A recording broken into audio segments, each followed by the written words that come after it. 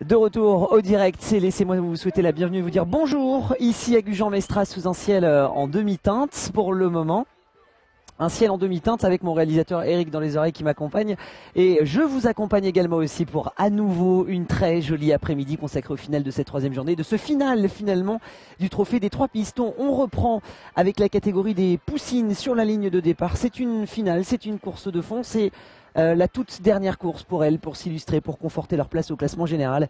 Et puis peut-être aussi pour certaines briller. La toute dernière occasion également pour nous de vibrer cet après-midi, de se pencher sur le classement général. Un classement général qui n'a que très peu bougé dans les grandes catégories ce matin, suite aux courses de vitesse et notamment aux 1000 mètres. 10 000 mètres qui ont salué dans la catégorie des femmes l'accessite de Cecilia Baena-Guyader, qui l'a emporté dans sa série, ma foi avec une belle passe d'armes face à Kelly Martinez, sa compatriote. Mais Cecilia Baena sur cette piste semblait beaucoup plus puissante. Chez les hommes, c'est Fabio Francolini, champion du monde du 20 km. Alors je le souligne pour répondre ainsi aux petites erreurs de la journée d'hier et aux correctifs qui sont apportés, qui m'ont été demandés tout au long de la soirée d'hier grâce aux réseaux sociaux.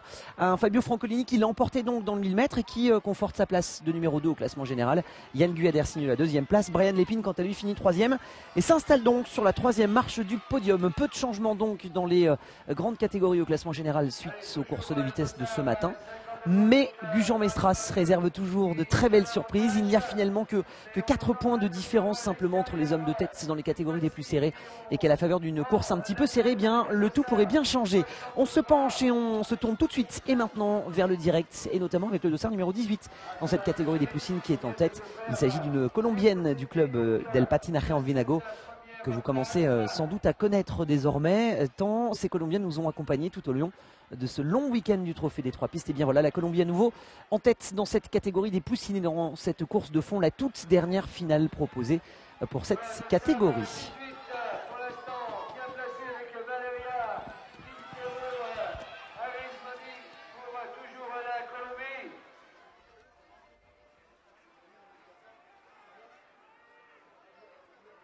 Une course donc est en train de s'installer dans la catégorie des poussines et on découvre en même temps ensemble la superbe piste de Gujan-Mestras qui présente quelques particularités par rapport aux pistes qu'on a connues samedi sur Pibrac ou Valence d'Agen. Alors Pibrac, piste courte, virage relevé, Valence d'Agen, piste un peu plus longue de 100 mètres avec virage semi-relevé à incurvé, et là on est dans ce qu'on appelle dans le jargon des patineurs et même dans le jargon en règle générale face à une cuvette, un virage qui est extrêmement plat jusqu'à la moitié et qui se relève considérablement vers l'extérieur, ce qui a pour phénomène aussi de projeter un petit peu et d'offrir un peu de compression lorsqu'on sort complètement à l'extérieur du virage. Une cuvette donc qu'il est possible d'atteindre à des vitesses très hautes. On va avoir les patineurs qui pour l'essentiel de la course dans les petites catégories vont évoluer sur le milieu du virage, mais dans les grandes catégories vous allez voir ça va coller la balustrade comme on dit.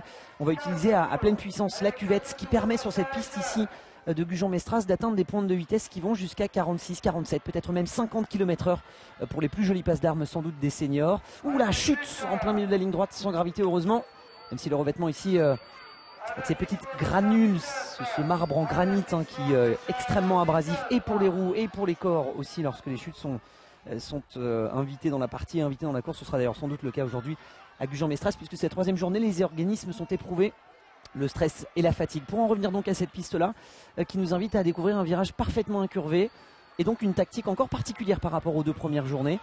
On avait travaillé le virage relevé, on avait travaillé la superbe sortie de virage de Valence d'Agen avec une forme de vague. Alors la vague va exister ici aussi, mais la cuvette revêt son importance et il faut au minimum patiner aux environs de, allez, on va dire une bonne quarantaine de km/h pour espérer pouvoir être dans la cuvette et pouvoir garder l'équilibre, sinon vous êtes littéralement penché à presque 45 degrés, voire presque même 90 degrés dans certaines situations.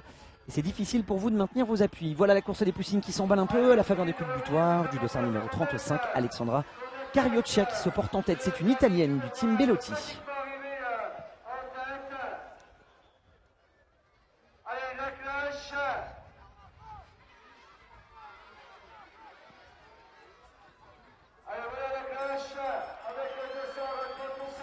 Et la cloche qui retentit donc avec une accélération, et l'Italie qui est toujours en tête dans cette catégorie des poussines, et la Colombie qui va peut-être refaire son retard par l'extérieur, et notamment le dossard numéro 9, mademoiselle Legendre Moline me semble-t-il d'ici. On s'y approche un peu plus, c'est la Colombie toujours, et c'est Valeria Quintero qui est à l'attaque pour le moment et qui va sans doute s'imposer assez facilement dans l'exercice. C'est un triplé de la Colombie, voire même un quadruplé des Colombiennes, avec notamment le dossard 19 et le dossard 17 pour refermer. Il s'agit de Lopez Noriega. Laura, les Colombiennes qui est dans la catégorie poussine, dominent largement depuis 3 jours. Confirmation ici à Gujan-Mestras pour la 3e et dernière journée